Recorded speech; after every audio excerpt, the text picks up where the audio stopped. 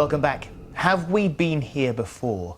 This show is all about the possibility of past lives. So far, we've seen Emmerdale star Nicola Wheeler take part in a regression session where she appeared to describe the life of an English soldier who was hanged for murder in 1804. We had an argument and I just got angry and shot him. The question is any of it true? Or was it just a dramatic tale from Nicola's imagination? Can we recall past lives? Opinions are certainly divided. One of the great things which distinguishes mankind from the rest of the animals is that we know we're going to die. Other animals don't know this in advance. And we are, most of us, terrified of the reality of our own mortality. And one way of overcoming this is a belief in reincarnation. Because after all, if you've lived in the past and you can recapture these lives through hypnosis, then clearly you're going to go on living in the future. So each life is, in a sense, to be like a chapter of an endless book. I believe that the patients in past life regression are trying to cooperate. They are playing a role, they're trying to please the therapist, they're trying to produce the kind of material that is being suggested to them, or which they believe is appropriate in the circumstance. They are suggestible people, they are perhaps imaginative, creative people. Put those together and it won't be difficult for them to babble away about some previous life. They can equally babble away about future lives, and that strikes me as being even less credible. Deaths often occur during these narratives, and particularly very dramatic deaths, is because death is itself a very salient aspect of the whole situation, because clearly what we're dealing with is the notion that reincarnation is possible. So death represents the transition point between finishing living one life and then presumably going into the next life. And so it's very, very salient in people's minds, and that's why it crops up a lot in these narratives. Well, in a moment, I'll be asking Nicola what she thinks of it all. But first, it's time to catch up with our expert historian and detective to see whether the history trail has turned up any truth.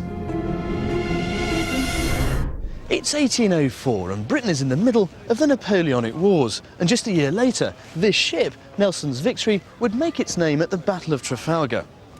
But Nicola's story tells us about the life of Marcus Peterson, a soldier stationed somewhere in England. Now, we know that in 1804 most of the army was actually in southern Britain, waiting to repel the expected French attack. So the date checks out, but what else was there? What kind of clothes are you wearing? A uniform, red top, but dirty.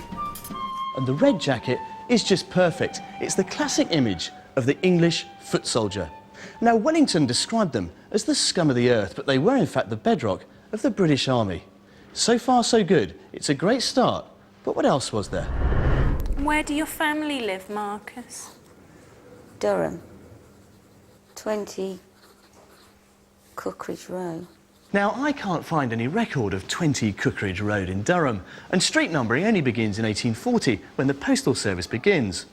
But intriguingly, there is an area of Durham called Cookridge, so maybe Cookridge Road was just local slang. It's possible. But where else can we look for Marcus Peterson? Well, maybe we can find a trace of his regiment. Do you know what your regiment is? No. Do you know 402. what 402. Trying to track down the regiment is actually a pretty tricky business, because 402 doesn't really help us that much, because back then regiments only went up to 100. So we can't track down his regiment, nor even his name. But it's in the fate of Marcus Peterson that the tale gets really intriguing. I shot someone. I shot a friend. What's his name? Jonathan. Nicola tells us that Marcus killed Jonathan in an argument over a girl, Marie. And how do you feel about Marie? I like her. I hate Jonathan. Did Marcus kill Jonathan so he could have Marie all to himself? Or was it an accident? Got angry and shot him. But I didn't mean to.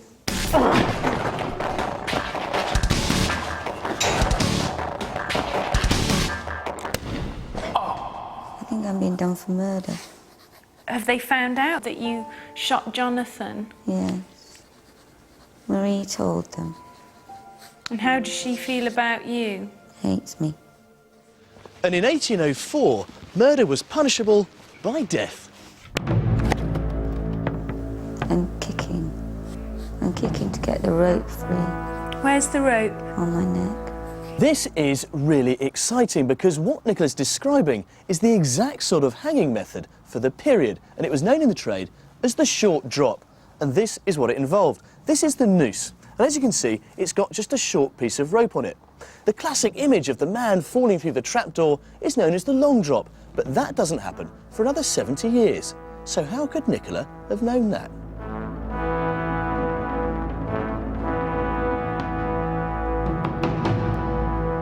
Killing another soldier would probably mean that you'd be hung in front of the rest of the battalion as an example. But does this really fit Nicola's description? There's lots of us being hung. Oh, so you're not alone? No. What noises did the crowds make? Cheered. Now, if you look in the Articles of War from 1778, there's no mention of this sort of practice. And it doesn't really seem to fit to me that soldiers would really be cheering like that. It just really doesn't add up. Or so I thought. I can see the crowd now. They haven't put the hood on yet. And I can see Marie. Now, why would Marie be at an army execution? And that's when it struck me. All this time, I'd assumed that Jonathan was a soldier. But what if he wasn't a soldier at all? Supposing he was a civilian? If Marcus had killed a civilian, he'd have been tried by the civil courts and hung in a public setting. And that's where it all begins to make some sense. How do you feel with the hood over your head and this rope round your neck? Humiliated. I hate them all. And I want to die. Marie is part of the civilian crowd, watching the public hanging of a young redcoat guilty of murdering his friend. Yet within this dark story, there are some extraordinary details. There's the place, the date, and the method of execution. So how could Nicola have known about all those? How'd you feel?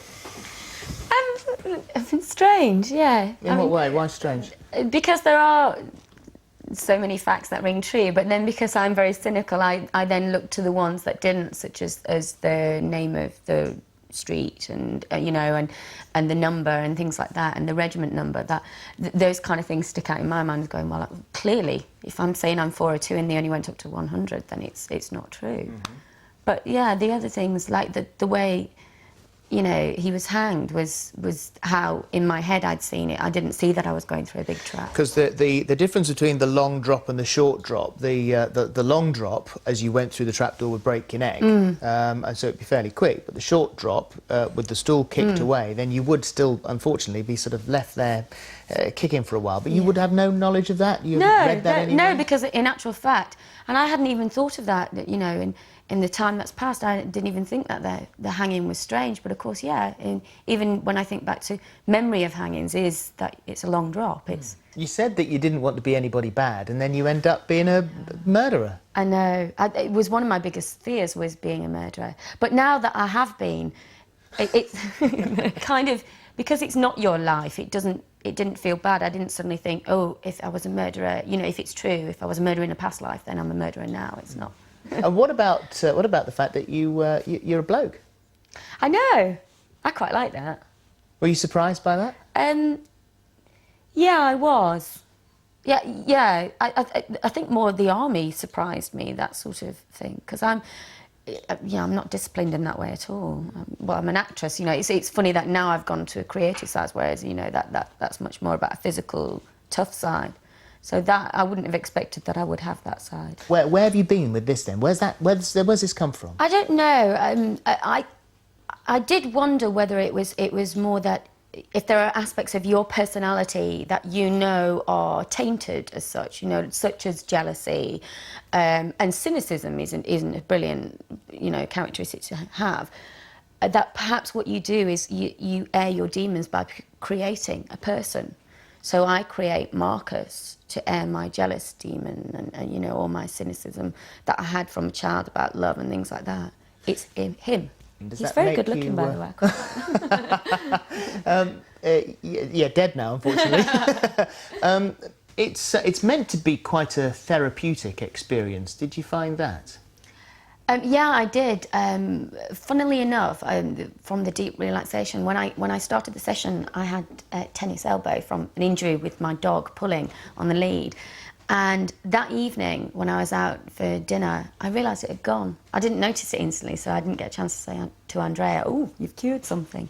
But yeah, it completely gone. And normally that sort of thing, for me, lasts about 3-4 days before it goes. And did you get this, this feeling that so many people have said that they were drained, hugely tired when they came out? Yeah, I was absolutely exhausted, and it's interesting when you've done something like this, everybody wants to talk about it and everybody wants to know the story, and I actually didn't have the energy to tell them, and I kind of felt very muddled in my head when I started to sort of relive the life, and I was sort of going, oh, and what was his name? I completely forgot the soldier's name until today. Good, all right. Well, for the moment, thank you very much. So we've heard what Nicola thinks. What do you believe? Here are our experts with their views. The fact that Nicola doesn't get away with murder, that she's actually caught, she's arrested, she's tried and she's executed, suggests to me that this judgmental part of her character is manifesting itself, is showing itself in this regression, that she has judged herself and she's found herself to be guilty. And this may well tell us something quite interesting about the way she sees it. Maybe she has guilt about things which have happened in the past.